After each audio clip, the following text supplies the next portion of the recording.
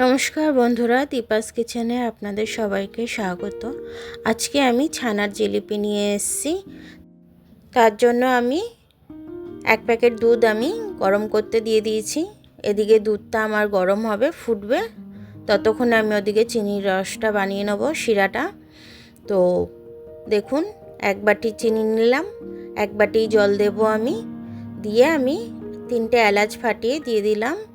দিয়ে এবার এটা আমি শিরাটা তৈরি করব। ওদিকে আমি দুধটা ফুটে এসছে, আমি একটু সিল্কা নিয়ে নিলাম, সিল্কা দিয়ে আমি এটা দুধটা কাটিয়ে নেব।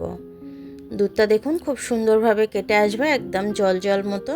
দেখুন পুরো কেটে এসছে দুধটা, একদম জল। এবার আমি দুধটাকে ছেঁকে নেব, ছেঁকে ছানাটা বের করে নেব। আমি এবার এটাকে ধুয়ে নেব যাতে টক ভাবটা বেরিয়ে যায়। খুব ভালোভাবে ধুয়ে নেব যাতে টক ভাবটা বেরিয়ে যায়। তারপর জলটা খুব ভালোভাবে ঝরিয়ে আমি এবার এটার মধ্যে 4 চামচ ময়দা দিয়ে দেবো এটার মধ্যে আমি, আর 4 চামচের মতো সুজি দিয়ে দেবো। দিয়ে এটাকে আমি এর মধ্যে আমি একটু পরিমাণ মতো চিনি দিয়ে দেবো, একটু চিনি দিয়ে এবার আমি এটাকে ভালো করে ডলে নেব।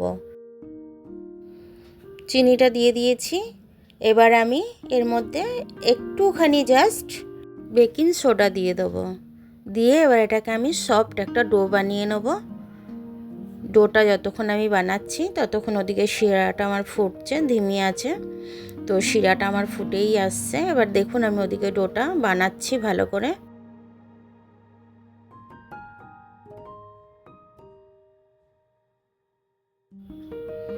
পাঁচ মিনিট ধরে এটা ডোটা আমি বানিয়ে নিয়েছিলাম। এবার আমি এটাকে একটা লিচি পরিণত করে নিচ্ছি। একটা থালার পেছনে আমি এগুলোকে রোল করে নিচ্ছি। রোল করে আমি জিলিপির শেপটা দেব। তো আপনারা দেখুন আমি কিভাবে জিলিপির শেপটা দিচ্ছি। তো আর ওদিকে তেলটা আমি গরম বসিয়েছি, আমি ওটাও দেখাচ্ছি আপনাদেরকে। দেখুন কিরমভাবে শেপটা দিতে হয়, এইভাবে শেপটা দিয়ে নিলাম আমি। এরমভাবে সবকটা শেপ আমি দিয়ে নেব। ওদিকে আমি তেলটা গরম বসিয়েছি, ওটার মধ্যে আমি একটু ঘি দিয়ে দেবো। ঘিটা দিয়ে এবার আমি অল্প আঁচেই আমি এগুলো ভাজবো। দেখুন শেপটা আমি দিয়ে নিয়েছি।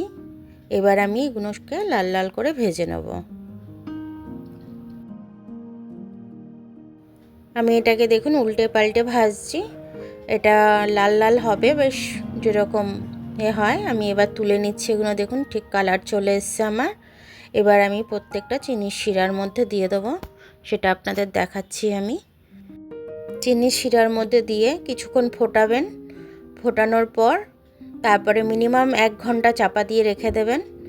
চাপা দিয়ে রেখে দিয়ে তারপরে এটাকে কেটে দেখবেন একদম সফট, যেরকম মিষ্টির দোকানে হয় সেম ওরকমই হবে। দেখুন আমার ছানার জিলিপি একদম রেডি। দেখুন তুলতে তুলতেই ভেঙে যাচ্ছে, এতটাই নরম হয়েছে। আমি কেটে দেখাচ্ছি, দেখুন একদম সফট আর খুব জুসি হয়েছে একদম। তো আপনারা এটা এরকম বানিয়ে খেয়ে দেখবেন, খুব ভালো লাগবে। যদি আপনাদের ভালো লাগে তাহলে লাইক কমেন্ট শেয়ারটা করে দেবেন। আর যদি ফেসবুক থেকে দেখেন তাহলে লাইক ফলোটা করে দেবেন। আবার কাল দেখা হবে নতুন রেসিপির সাথে। ততক্ষণ আপনারা ভালো থাকবেন, আমি আসছি।